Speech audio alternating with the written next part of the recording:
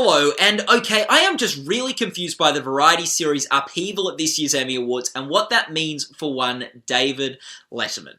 Now, of course, 2015, we said a lot of goodbyes on the television landscape, from Mad Men to Parks and Recreation to shows that, quite frankly, I thought had ended seasons ago, like Glee and Grey's Anatomy.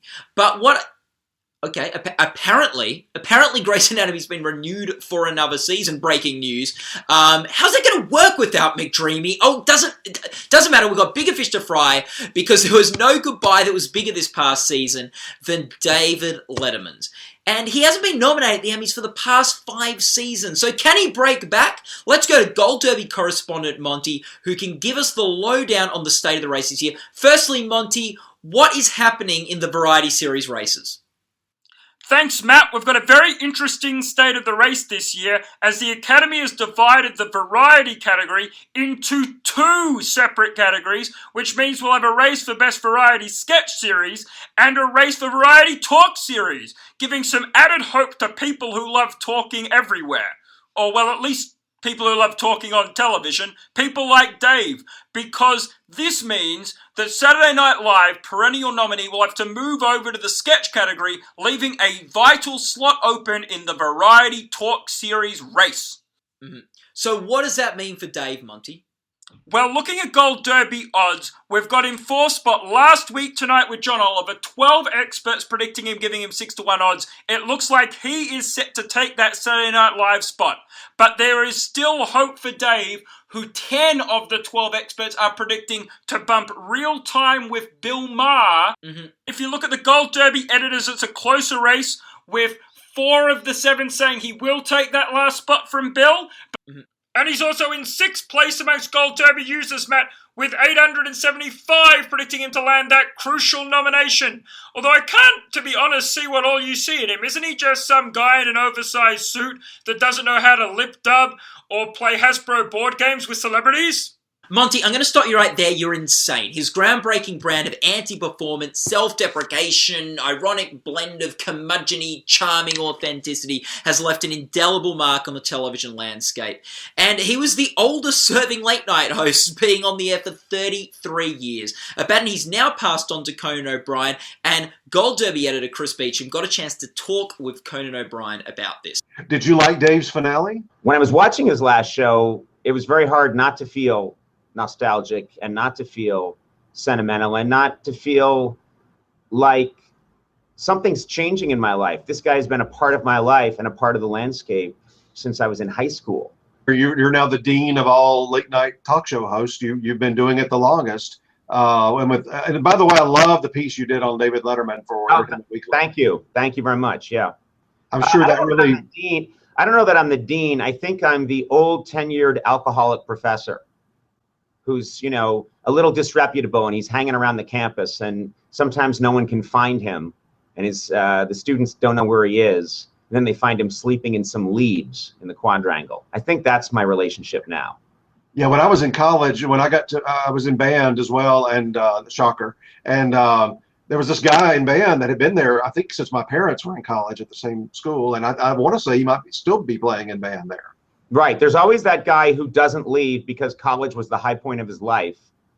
And it's fun for a year or two, and then about 20 years later, they're still there. So that I may not be the dean, I'm actually maybe a student who never left. You've got 22 years in now. Dave has set the record at 33. Do you think you could outlast that?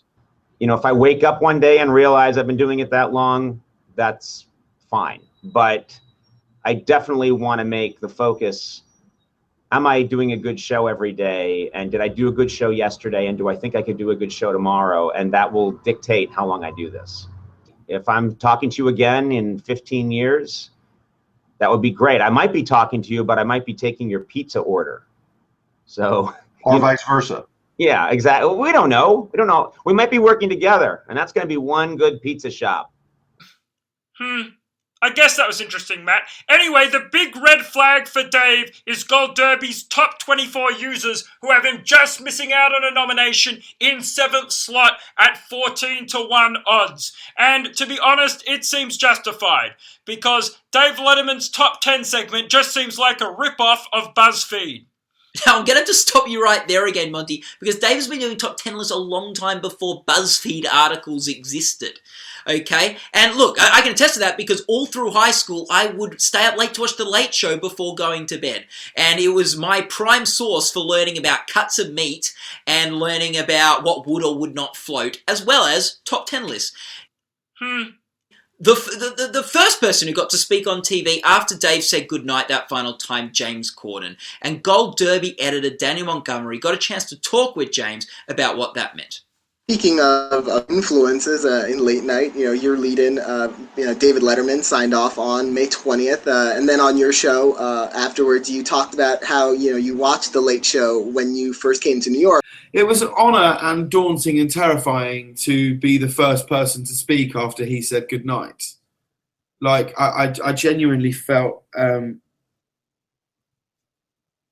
terrified by that because I thought, I've only done it 30 times. Or I've done it 30 times. How can a man who's just finished, 6,000 shows and is as big an institution in broadcasting as you could ever imagine, he's going to speak for the last time, and the first voice that people are going to hear is going to be mine. And if I thought about it too much, it really kept me awake because I wanted the show to be a celebration of him, and I feel very proud of that show, and I'm very, very proud of it indeed.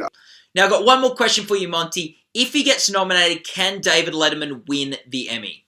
Let's have a look at GoldDerby's combined odds to project winners, and at the moment we only have one expert predicting Dave Letterman's The Late Show to be carried off in a wave of sympathy. We've got no editors' votes, we've got no top 24 losers, no top 24 users' votes for Dave to take it out. So at the moment it doesn't look good. He's definitely got to make up a lot of ground to take that final trophy on Emmy night, Matt.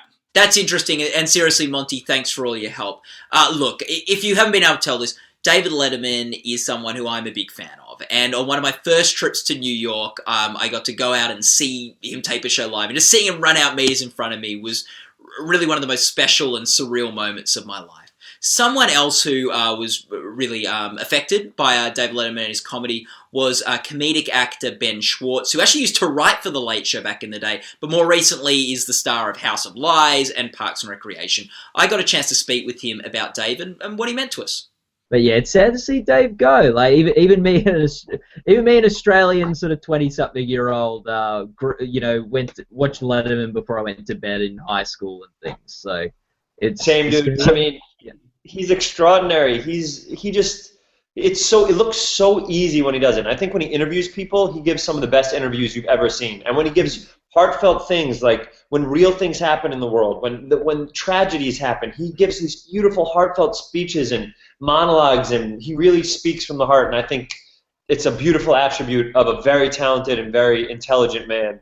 And he's done it. You watch Kimmel idolize him and Fallon idolize him. All these people are idolizing him, and this is the next coming of the best of the best of the best. It's pretty exciting.